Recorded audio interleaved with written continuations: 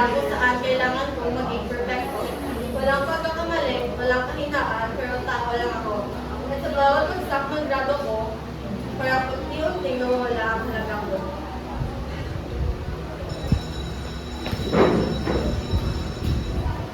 Siya, kumakabago yung grado mo, kailangan mo mag-aaral. Kung parang bidibin, siya, hindi ka nagsaka, nandito lang ako, pakayanin mo ito.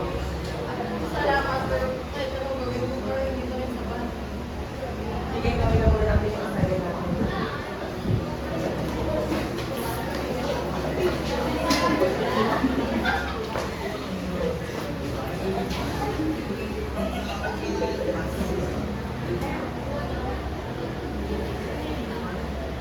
Tia, ano to?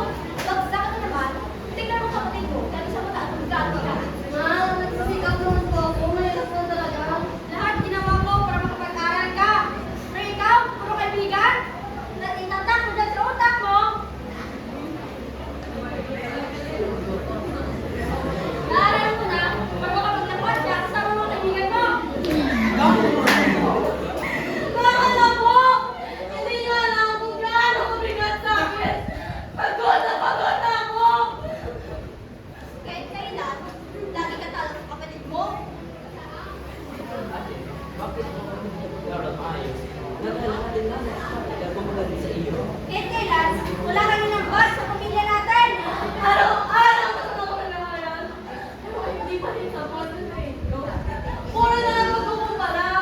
Pero isang pagmamahal at pagsuporta, hindi ko naranasan. Anak, hindi ko yung nalaman sa iyo mo. Hindi alam, ha? Araw-araw. Pagod na ako. Kahit kailan lang. Kahit kailan, nagkakaroon ng respeto sa nanay mo. Hindi naman ako nililispeto. Mas mabuti na lang. Kalimutan niyo ako. Mabuti na lang talaga, lumayas ka na.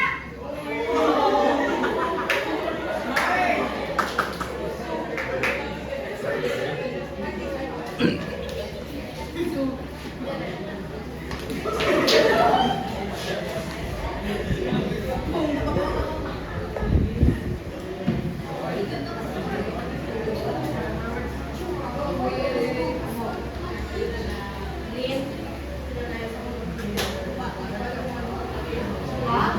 Pakiko, hindi naman talaga yung naging kaibigan eh. Usap-usapan na yun namin ng mga kaibigan ko. Mas mabuti pa, mamatay ka na lang. Hindi ko pala tunay. Diyan ka na nga. Sa school, pagsak ako. Sa bahay, puro pagsigaw, puro sampal, puro pagkumpara. Kahit sa sariling pamilya, wala akong halaga.